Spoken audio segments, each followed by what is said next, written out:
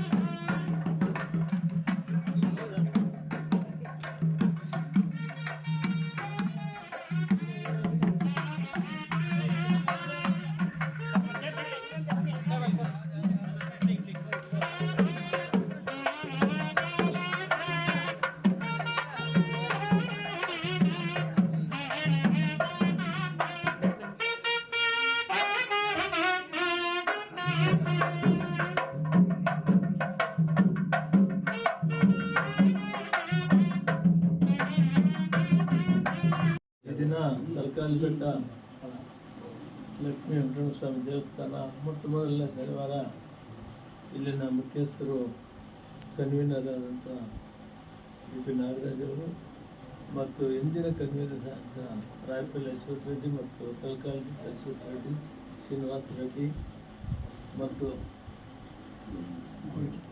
ಗೋವಿಂದಪ್ಪ,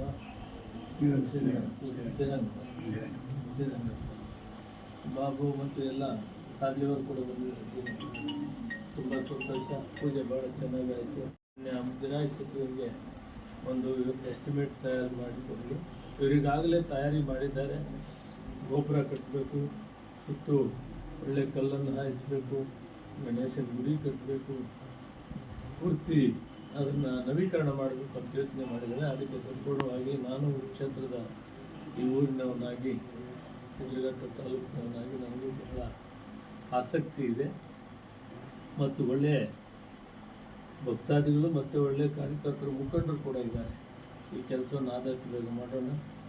ಸರ್ಕಾರಕ್ಕೆ ತಹಸೀಲ್ದಾರ್ ಕೂಡ ಬಂದಿದ್ದು, ಸರ್ಕಾರಕ್ಕೆ ಇವರು ಒಂದು ಎಸ್ಟಿಮೇಟು ಮತ್ತು ಪತ್ರವನ್ನು ಬರೆದು ಕಳಿಸಿದರೆ ನಾನಲ್ಲಿ ರಾಮಲಿಂಗಾರೆಡ್ಡಿಯವರು ಮುಜರಾಯಿ ಸಚಿವರನ್ನು ಮಾತಾಡಿ ಎಷ್ಟು ಸಾಧ್ಯವೋ ಅಷ್ಟನ್ನು ಕೊಡಿಸ್ತೀನಿ. ಉಳಿದಿದ್ದೆಲ್ಲ ಭಕ್ತಾದಿಗಳು ದಾನ ಮಾಡೋರು ಹಾಕ್ಕೊಂಡು ಈ ಕೆಲಸವನ್ನು ಆದಷ್ಟು ಬೇಗ ಮಾಡೋಣ. ಭಗವಂತ ಆಯುರಾದ ಭಾಗ್ಯವನ್ನು ಎಲ್ರಿಗೂ ಕೊಡಲಿ, ಒಳ್ಳೆ ಮಳೆ ಬೆಳೆ ಆಗಲಿ. ಸರ್, ಈ ಕ್ಷೇತ್ರವನ್ನು ಪ್ರವಾಸಿ ತಾಣವನ್ನಾಗಿ ಮಾಡಬೇಕು ಅಂತೇಳಿ ಹಲವಾರು ವರ್ಷಗಳಿಂದ ನಮ್ಮ ಕ್ಷೇತ್ರ ಜನತೆ ಬೇಡಿಕೆ ಇಟ್ಟಿದ್ದಾರೆ. ಸೊ ಅದ್ರ ಬಗ್ಗೆ ತಾವೇನು ಹೇಳ್ತೀವಿ? ಮೊಟ್ಟ ಮೊದಲು ದೇವಸ್ಥಾನ ಕೆಲಸ ಪೂರ್ತಿ ಆದಮೇಲೆ ಎರಡನೇ ಹಂತ ಈಗಾಗಲೇ ನಾನು ಅಶ್ವಥ್ ರೆಡ್ಡಿ ಅವ್ರಿಗೆ ಹೇಳ್ತಾ ಇದ್ದೀನಿ. ಎರಡನೇ ಹಂತದಲ್ಲಿ ಇಲ್ಲಿ ಸಾಕಷ್ಟು ಜಮೀನಿದೆ, 100 ಎಕರೆವರೆಗೂ ಇದೆ ಅಂತ ಹೇಳ್ತಾರೆ. ಆ ಜಮೀನಲ್ಲಿ ಒಳ್ಳೆ ಪ್ರವಾಸಿ ತಾಣವನ್ನು ಕಟ್ಟಿ ಬಂದಂಥ ಭಕ್ತಾದಿಗಳು ಇಲ್ಲೇ ಉಳಿದು ರಾತ್ರಿ ಬೆಳಗ್ಗೆ ಪೂಜೆ ಮಾಡ್ಕೊಳ್ಳೋಕ್ಕೂ ಅವಕಾಶವನ್ನು ಮಾಡೋದು ಕೂಡ ಎರಡನೇ ಹಂತದಲ್ಲಿ ಆ ಕೆಲಸವನ್ನು ಕೂಡ ಸರ್, ಈಗ ಗ್ರಾಮಸ್ಥರೆಲ್ಲ ಅಲ್ಲಿ ಮನೆಗಳು ಕಟ್ಕೊಂಡಿದ್ದಾರೆ. ಸೊ ಅವ್ರಿಗೆಲ್ಲ ಬೇರೆ ನಿವಾಸ ಏನಾದರೂ ಬಯಸಿ ಮಾಡಿದ್ದಾರೆ.